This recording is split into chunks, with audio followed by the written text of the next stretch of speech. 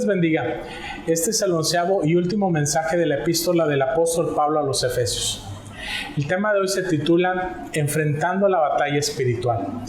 Estará basado en Efesios capítulo 6, versículos del 10 al 20. Toda la epístola a los Efesios nos ha presentado diferentes desafíos para nuestra vida cristiana, tanto en nuestra relación personal con Dios como en nuestras relaciones interpersonales como comunidad, también en nuestras responsabilidades familiares y sociales. Es decir, de alguna manera Efesios nos resume cuál es el propósito de Dios para nuestras vidas en todas las áreas. Es precisamente por esta razón por la que debemos estar conscientes también de que tenemos una lucha espiritual, una batalla espiritual, ya que nuestro adversario, el diablo, no estará contento con que se cumplan los propósitos de Dios para nosotros. Entonces, por un lado, no debemos desestimar las artimañas engañosas de nuestros enemigos espirituales. Pero, por otro lado, debemos saber cuál es la manera correcta de enfrentar esa batalla espiritual en nuestras vidas. El apóstol Pablo termina su epístola con un llamado a estar preparados en todo tiempo para esta lucha espiritual, con el propósito de permanecer firmes en nuestra fe y que fortalecidos en el poder de Dios podamos vivir de una manera digna del Evangelio, tal como se lo ha presentado a lo largo de todos estos mensajes de Efesios. Veamos en primer lugar que debemos de ser conscientes de la lucha espiritual que tenemos.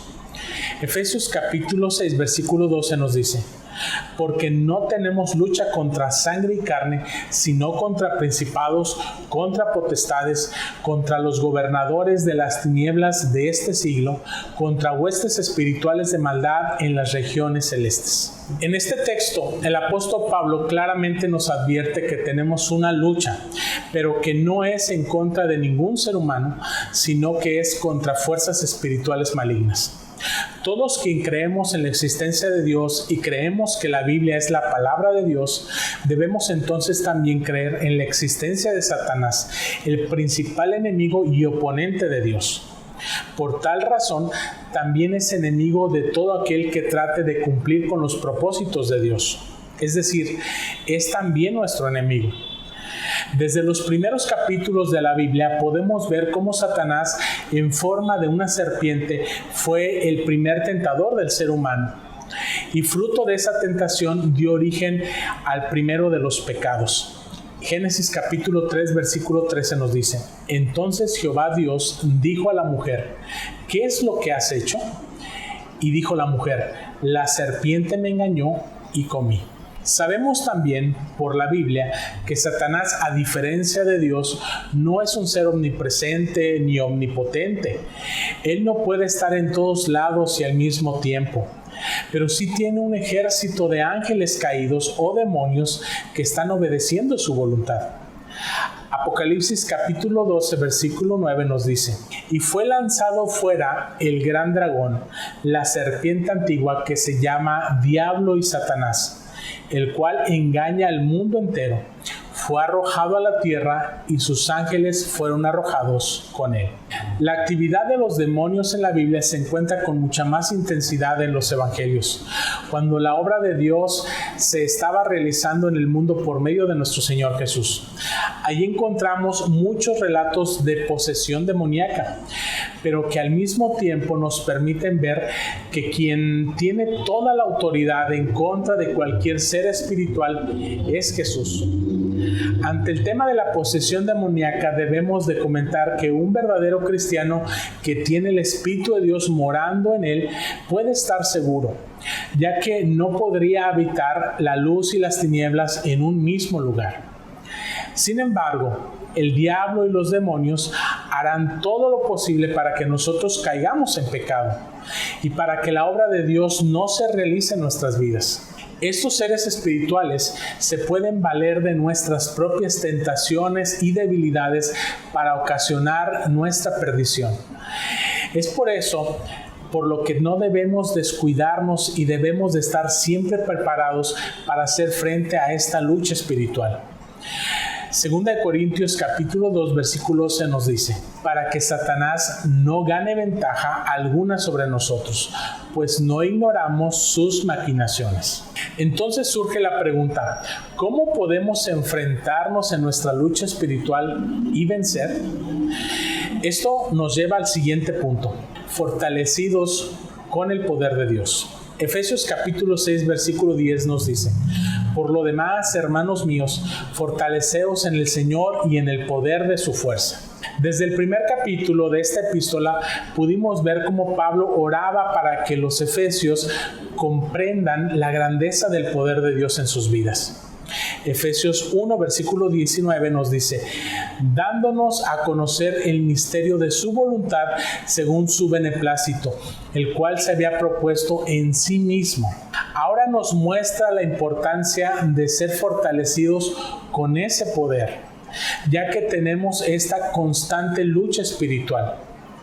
Entonces podemos decir que para un cristiano la única y la mejor manera de enfrentarnos en contra de cualquier poder espiritual es por medio del poder de Dios. No existen otros medios como ritos, amuletos, productos de diferentes tradiciones culturales. Dios es el único que tiene todo el poder y toda la autoridad aún en contra de Satanás y sus demonios. Notemos la enseñanza de Santiago capítulo 4 versículo 7. Someteos pues a Dios, resistid al diablo y huirá de vosotros. Muchas veces hay cristianos que tienen la tendencia de dar más importancia a Satanás que a Dios mismo. A veces viven en constante temor, reprendiendo con su boca al diablo y a sus demonios. Pero el apóstol Santiago nos muestra en este versículo que la manera de resistir al diablo es sometiéndose a Dios. Solo de esa manera podemos ser llenos del poder de Dios. La forma más práctica en la que podemos ser llenos de ese poder es no descuidar nuestros hábitos espirituales. A lo largo de estos mensajes hemos insistido mucho en esto, ya que nada en la obra de Dios se puede hacer sin su poder. Es por eso por lo que la oración tiene que ser un hábito imprescindible en nuestras vidas.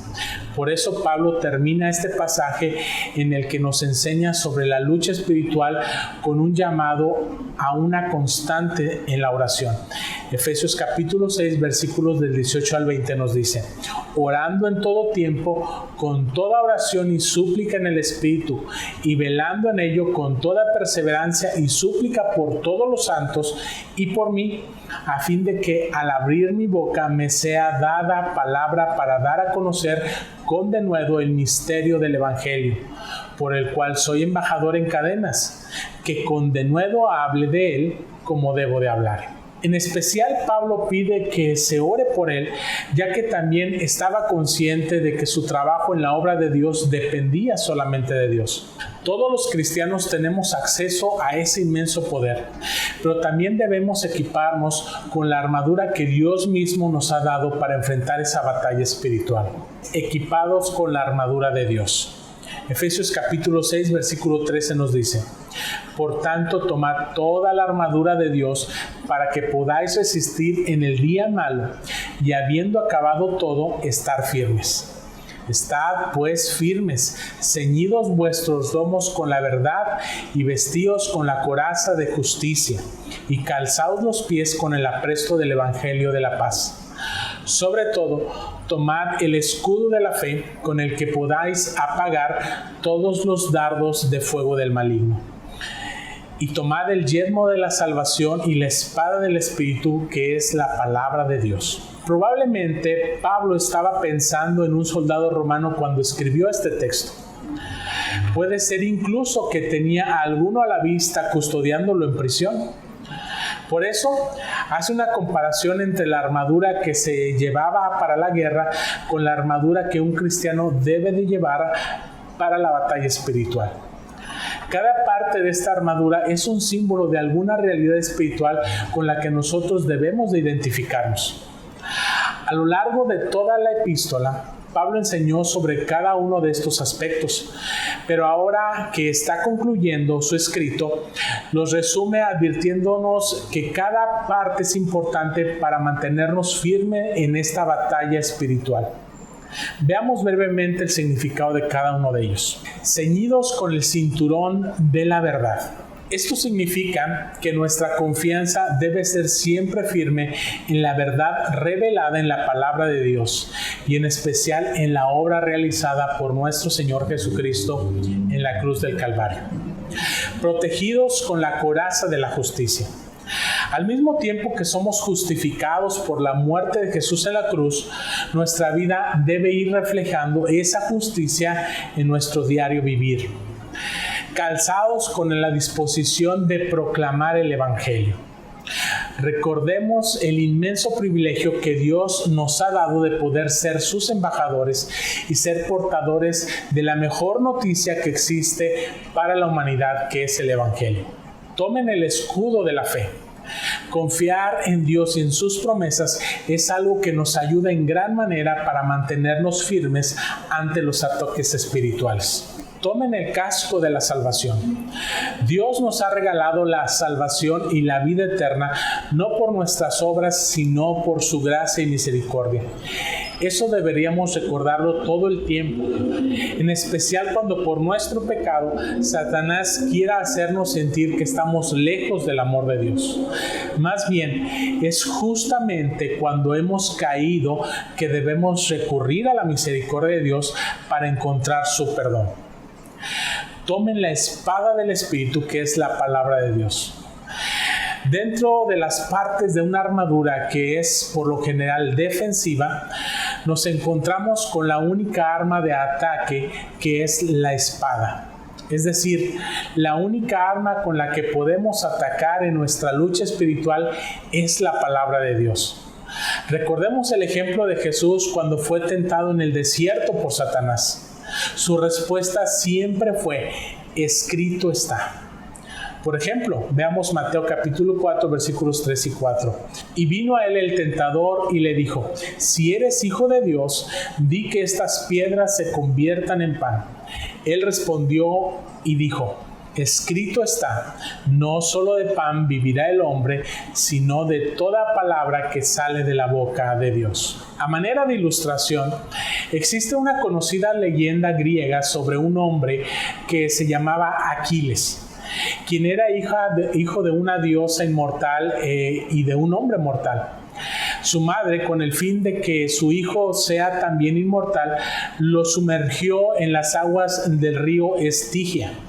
Sin embargo, al sumergirlo, lo sujetó del talón y éste no se mojó. Por esa razón, esa parte de su cuerpo no fue inmortal. Después de muchos años, cuando Aquiles se convirtió en uno de los más grandes héroes de la mitología griega, murió trágicamente por una flecha clavada en su talón. Solo una pequeña parte de su cuerpo, que no fue cubierta por las aguas de aquel río, fue su gran debilidad. Esto nos sirve para ilustrar lo que sucede en nuestra vida cristiana, como lo dice el apóstol Pablo en Efesios capítulo 6, versículo 13. Por tanto, tomad toda la armadura de Dios para que podáis resistir en el día malo y, habiéndolo acabado todo, estar firmes. Debemos procurar estar cubiertos de toda la armadura de Dios. El momento en que dejemos ciertas áreas de nuestra vida sin la cobertura de Dios, estas se vuelven vulnerables, se vuelven nuestra gran debilidad, nuestro talón de Aquiles, por así decirlo. En conclusión, todos los cristianos debemos estar conscientes de que tenemos una gran lucha espiritual. Nuestro enemigo es el diablo, que no está contento con que exista un pueblo que está tratando de hacer la voluntad de Dios en el mundo. Pero por eso mismo, la única manera de hacer frente a esta lucha no son nuestras fuerzas, sino solamente por medio del poder de las fuerzas que Dios nos da. El poder de Dios se hace evidente en nuestras vidas cuando procuramos vestirnos con toda la armadura de Dios, dejando toda nuestra vida bajo el control de Dios. Solamente así podremos enfrentar nuestra lucha espiritual y salir vencedores. Que el Señor les bendiga y les guarde. Amén.